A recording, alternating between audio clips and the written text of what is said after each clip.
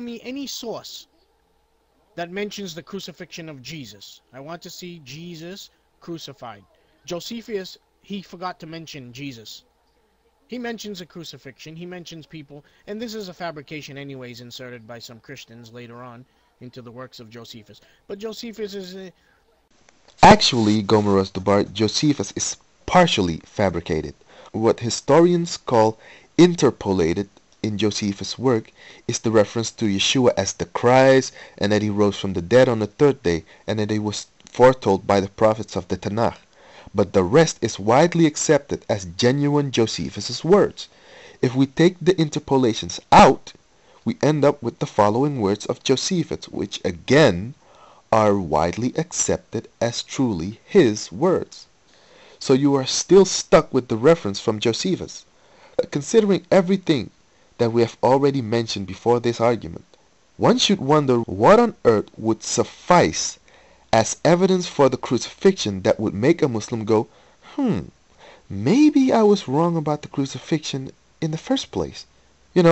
Anyone who has studied the historical facts on the crucifixion without any bias will have to yield to the mountain of evidence in favor for the crucifixion and change his view that it didn't happen. The other option is, of course, that Muslims will accept the crucifixion as historical fact, but because he stubbornly clings to the Quran, he will argue for the swoon theory instead. Such a person we know as Shabir Ali, the famous Muslim apologist who first strongly denied that Yeshua was ever crucified, but later had to adjust his view in the face of the overwhelming amount of evidence, and now says that there was a crucifixion, but that Yeshua merely swooned.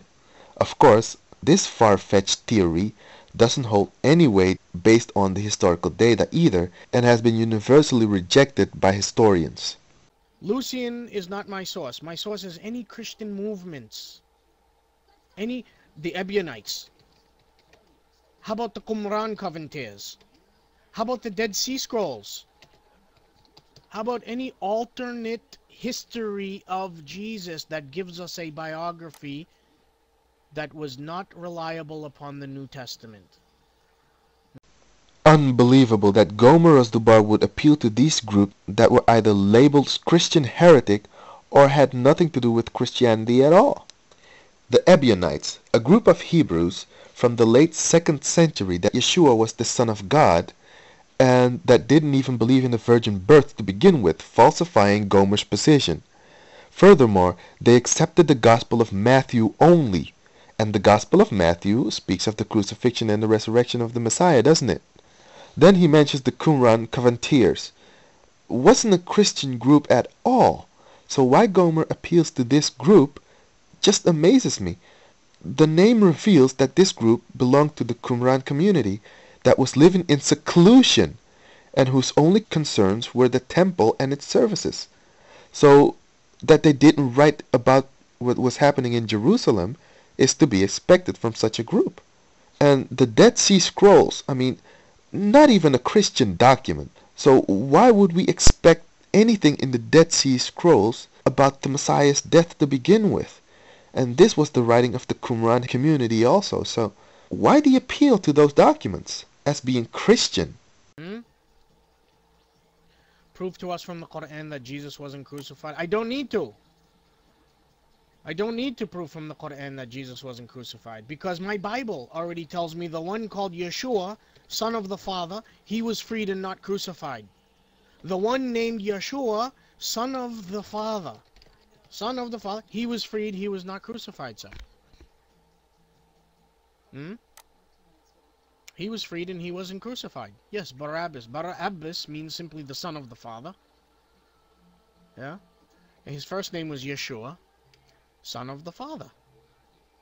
My Bible said he was freed and not crucified. My Bible says Jesus, the Son of the Father, was freed and not crucified.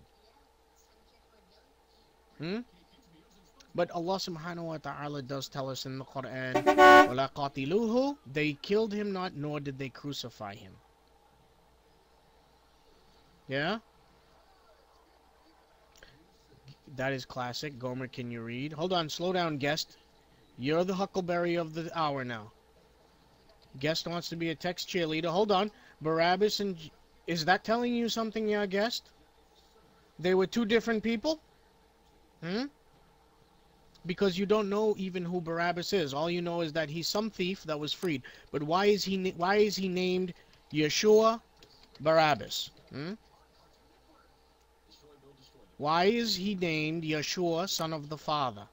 Who else could carry the name son of the Father? Who else could be Yeshua, son of the Father?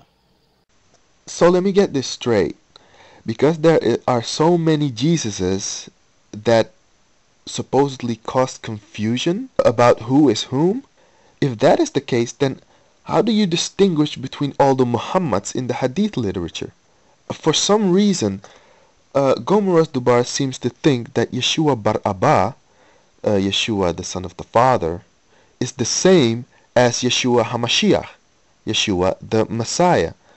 First, it should be noted that these verses in Matthew 27 and verse 16 and 17 have textual variants, and the overwhelming majority of the New Testament manuscripts, not to mention the best manuscripts, do not have the reading Yeshua bar Abba at all, but just bar Abba.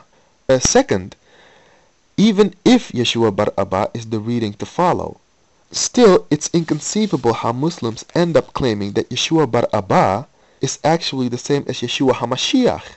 Here is the text that Gomerozdubar claims says that Yeshua bar Abba is the same as Yeshua HaMashiach. Now, it was the governor's custom at the festival to release a prisoner chosen by the crowd. At that time, they had a well-known prisoner whose name was Yeshua bar Abba. When the crowd had gathered, Pilate asked them, "Which one do you want me to release to you? Yeshua bar Abba or Yeshua who is called HaMashiach?"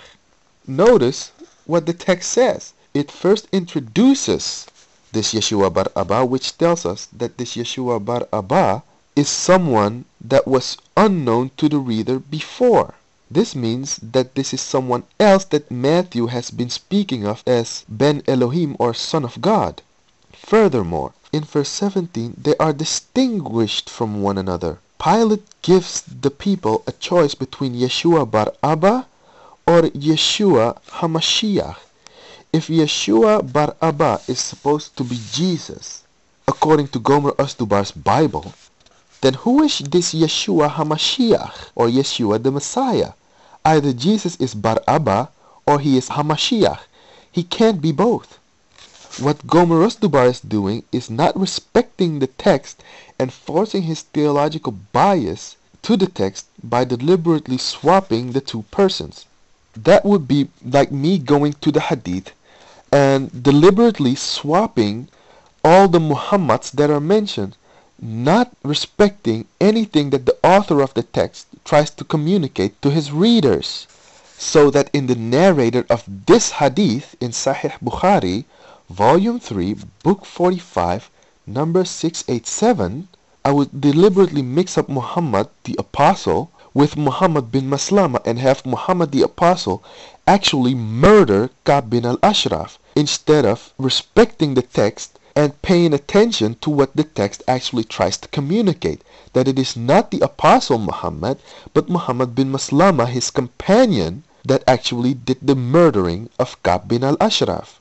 But, you object, that is not what the Hadith says, because although Muhammad, the Prophet, has the same name as Muhammad bin Maslama, anyone looking at the text immediately sees that they are two different people. Well, what stopped you from making the same observation in Matthew 27? There too, Yeshua the Messiah and Yeshua bar Abba are clearly two different people, and Yeshua the Messiah is never called Yeshua bar Abba to begin with. He is never called bar Abba or Ben Abba. He is always called Ben Elohim, the Son of God. I find it curious and utterly repulsive how Muslims will use one set of standards when it comes to our scriptures and use a completely different set of standards when it comes to their own sources. Look at what the text goes on to say. "Which of the two do you want me to release to you?" asked the governor. "Bar Abba," they answered. What shall I do then with Yeshua, who is called Hamashiach? Pilate asked. They all answered, Crucify him. What crime